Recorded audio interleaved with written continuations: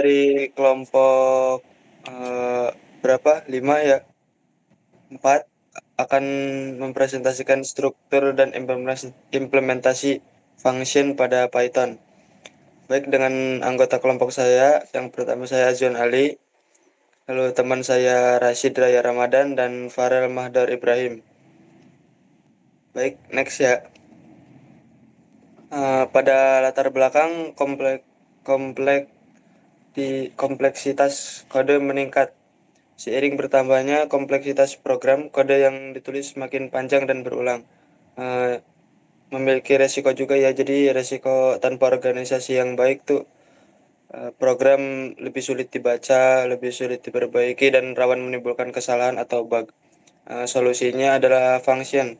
Function memungkinkan program besar dipecah menjadi bagian kecil dengan tugas masing-masing sehingga kode lebih terstruktur, mudah dipahami, dan dapat digunakan kembali atau reusable.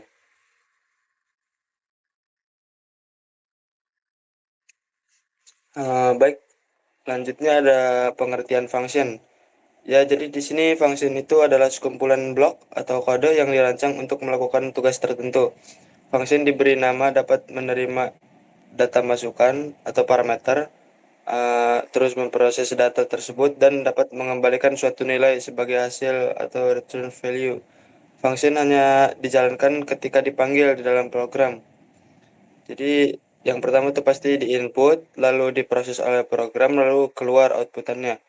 Analogi sederhananya tuh kayak mesin, terus kita masukin bahan, terus si mesinnya tuh kayak ngeproses bahan itu lalu keluar hasil apa dari apa yang kita inginkan gitu. Sekali dibuat mesin ini tuh bisa dipakai berulang kali juga gitu. Baik, next. Selanjutnya ada seberapa pentingnya function dalam Python tuh ada di sini ada 3 ya. Yang pertama tuh kode akan terlihat lebih rapi. Setiap function menangani satu tugas spesifik sehingga program lebih mudah dipahami secara keseluruhan. Yang kedua, pastinya tidak berulang ya, tadi sudah saya katakan. Logika yang sama cukup ditulis sekali di dalam function, lalu dipanggil kembali setiap kali dibutuhkan. Terus yang terakhir sangat mudah diperbaiki. Kode terbagi menjadi bagian yang kecil. Jadi kesalahan lebih mudah dilacak tuh, lebih kelihatan lah mana yang salah, mana yang benar, mana yang kurang gitu tuh.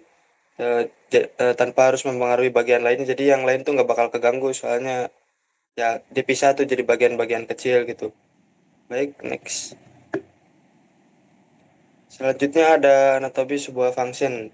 Yang pertama ada nama function. Nama function itu jadi identitas yang digunakan untuk memanggil function tersebut.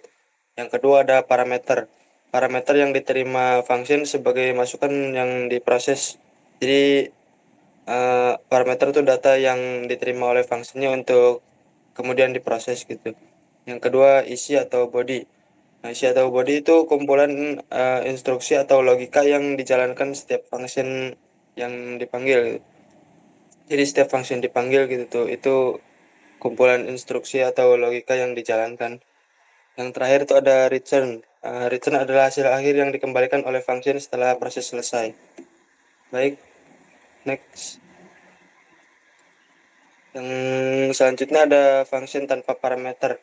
Nah, bentuk paling sederhana dari function adalah tidak menerima data masukan apapun.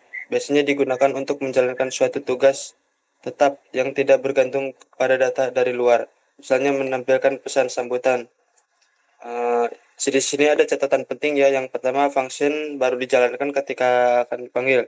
Ditandai dengan penulisan nama function diikuti tanda kurung kuning. Ini kayak gambar di samping nih kayak gitu.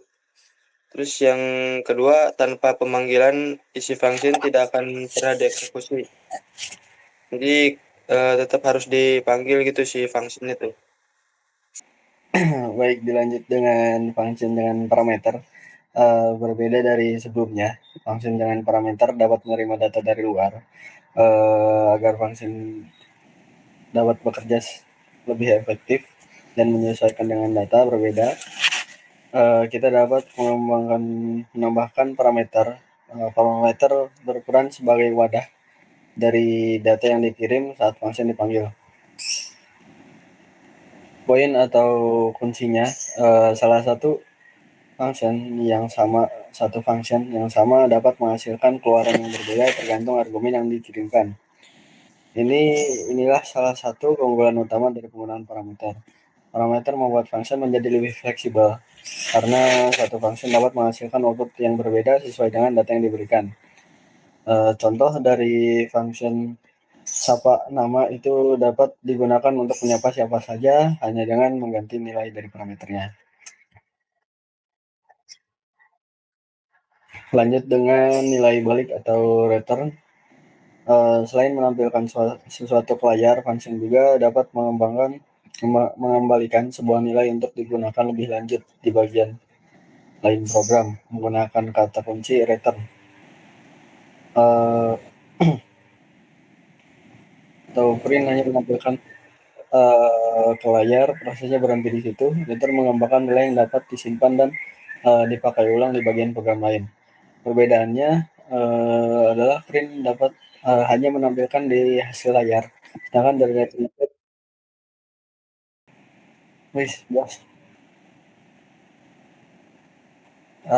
baik, dilanjut dengan function dengan parameter. Agar function dapat bekerja lebih fleksibel dan menyesuaikan dengan data yang berbeda-beda, kita dapat menambahkan parameter. Parameter berperan sebagai wadah bagi data yang dikirimkan saat function dipanggil. Poinnya yang pertama, satu function yang sama dapat menghasilkan keluaran yang berbeda tergantung dengan argumen yang dikirimkan. Yang kedua, inilah salah satu keunggulan dari penggunaan parameter, seperti contoh dari kode yang di sebelah kanan. Dilanjut dengan function dengan nilai balik atau return. Selain menampilkan sesuatu ke layar, function juga dapat mengembalikan sebuah nilai untuk digunakan lebih lanjut di bagian lain program. Menggunakan kata kunci return, dilanjut dengan return versus print. Perbedaannya yang print itu hanya menampilkan ke layar, proses berhenti di situ. Sedangkan return mengembalikan nilai yang dapat disimpan dan dipakai ulang di bagian program lain. Seperti contoh kode yang di sebelah kanan. Dilanjut dengan parameter posisi. Jenis parameter yang paling umum digunakan untuk urutan argumen yang dikirimkan saat pemanggilan function harus sesuai dengan urutan parameter yang telah didefinisikan. Ada beberapa hal yang harus diperhatikan, yaitu argumen citra dan 20, seperti contoh dari program di sebelah kanan, dikirim sesuai urutan parameter nama dan umur. Jika urutannya tertukar, hasil yang ditampilkan pun akan ikut tertukar dengan input yaitu nama saya Citra, umurnya 20. Selanjutnya yaitu default parameter. Default parameter memungkinkan sebuah parameter memiliki nilai bawaan yang digunakan apabila argumen untuk parameter tersebut tidak diberikan saat function dipanggil. Cara kerjanya, jika argumen diberikan EK, nilai itu menggantikan default. Jika tidak ada argumen, function otomatis memakai nilai default pengunjung. Karena untuk namanya di sini sudah ada inputan dari pengunjung. Maka output akhirnya hello Eka, atau jika tidak ada argumen, outputnya akan hello pengunjung. Lanjut yang selanjutnya ada variable like argumen atau args. Terkadang jumlah argumen yang akan dikirim ke sebuah function tidak dapat ditentukan sejak awal. Untuk kebutuhan ini digunakan tanda bintang yang menampung semua argumen dalam bentuk tuple. Function dapat menerima beberapa pun jumlah argumen, 2, 4, atau 10 angka sekaligus, dan tidak perlu mengubah definisi Selanjutnya fungsinya. pada slide ini yaitu mengenai variabel lokal. Variabel lokal adalah variabel yang dibuat di dalam sebuah function. Variabel ini hanya bisa digunakan di dalam function tersebut. Setelah function selesai dijalankan, variabel lokal tidak bisa diakses lagi dari luar. Contoh kodenya yaitu pada def fungsi lokal sama dengan x sama dengan 10, print x, dan di bawahnya ada untuk memanggil fungsi lokal. Di saat function dipanggil, program akan mencetak angka 10. Sedangkan pada bagian yang print x itu akan menampilkan error karena x hanya berlaku di dalam function, itulah yang disebut scope lokal. Berbeda dengan variabel lokal, variabel global dibuat di luar function sehingga bisa digunakan di seluruh program. Pada kode berikutnya itu Y sama dengan 20. Jadi Y sama dengan 20 ini adalah nilai awal. Lalu dibuat sebuah function def fungsi global Y sama dengan 30. Nah, jadi kata kunci global ini buat memberitahu Python bahwa variabel Y digunakan ada variabel global, bukan membuat variabel baru. Jadi setelah function dipanggil, nilai Y berubah menjadi 30, jadi outputnya akhirnya berubah menjadi 30. Ya, jadi selanjutnya di sini saya akan mendemonstrasikan sebuah program sederhana, yaitu untuk menjelaskan penggunaan functionnya.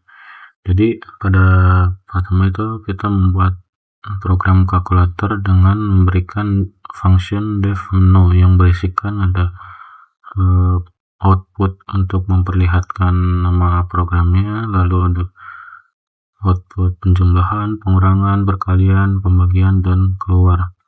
Lalu setelah kita membuat function sebuah menu, kita berikan juga function untuk penjumlahan dan pengurangan, perkalian, dan pembagian. Lalu setelah itu, setelah membuat beberapa function, kita membuat program utamanya, yaitu menggunakan while true supaya saat penggunaan menjalankan program tersebut, pengguna bisa terus memasukkan sebuah input sampai si pengguna memilih untuk keluar dari program tersebut. Yang pertama yaitu ada setelah membuat program, kita panggil function dari menu yang tadi yang telah dibuat di atas. Lalu ada function pilihan juga, yaitu untuk memperlihatkan pilihan menu dari 1 sampai 4 ya, untuk menginputkan si pengguna milih 1 sampai 4. Lalu setelah itu memberikan user juga untuk menginput dua angka, yang angka pertama dan angka kedua. Untuk demonstrasinya langsung saja ya. Nah, jadi setelah kita run program tersebut, akan menampilkan sebuah menu kalkulator. Jika pengguna memilih angka 1, maka akan menjumlahkan dari hasil pengguna input. Misalnya di sini angka pertama 9, angka keduanya 3, maka hasilnya 12.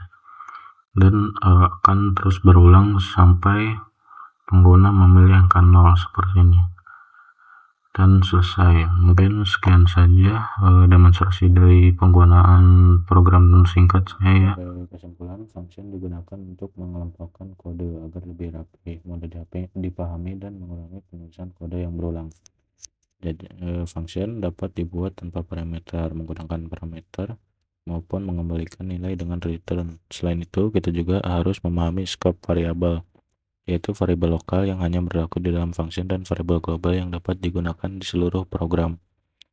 Lalu untuk yang terakhir, dengan memahami function, kita bisa membuat program yang lebih terstruktur, mudah dikembangkan, dan lebih mudah diperbaiki jika terjadi kesalahan. Baik, mungkin itu yang bisa kelompok kami paparkan. Kurang lebihnya mohon maaf. Assalamualaikum warahmatullahi wabarakatuh.